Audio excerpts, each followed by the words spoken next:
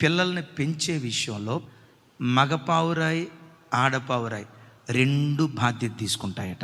పావురాళ్ళు రెండు బాధ్యత తీసుకుంటాయి. ఆడపావురాయి బాధ్యత తీసుకుంటుందట, మగపావురాయి బాధ్యత తీసుకుంటుందట. మగపావురాయి అయినా ఆడపావురాయి అయినా తన పిల్లలను పోషించేటప్పుడు జీర్ణవాహికలో పేరుకుపోయిన ఆహారాన్ని బయటకు తీసి, కొవ్వును బయటకు తీసి మగపావురాయి కూడా పోషిస్తుందట.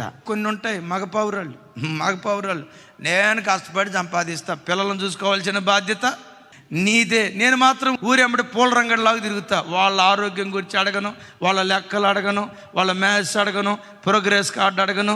స్కూల్కి తీసుకెళ్ళేది నువ్వే, దించేది నువ్వే, తీసుకొచ్చేది నువ్వే.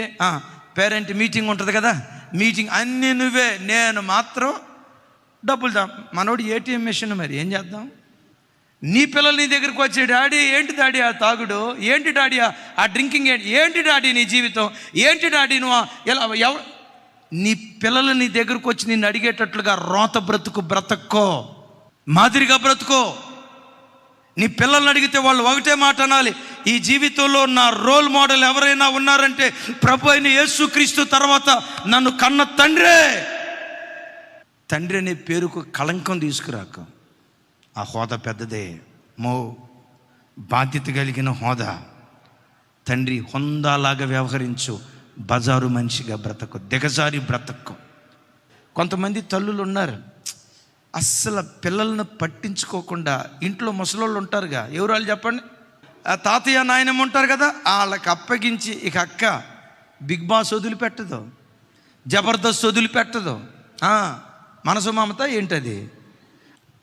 ఈ పావురాన్ని చూడండి సార్, తన పిల్లల పట్ల ఎంత ప్రేమ. నీ పిల్లలను పెంచి పోషించే విషయంలో పావురాలను అలా ప్రక్కన పెట్టండి.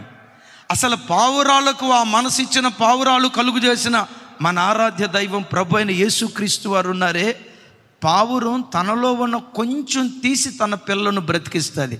యేసుక్రీస్తు అయితే తన ప్రాణాన్ని ధారపోసి మనలను బ్రతికించుకున్నాడు, తన సర్వస్వాన్ని ధారపోసి మనలను బ్రతికించుకున్నాడు.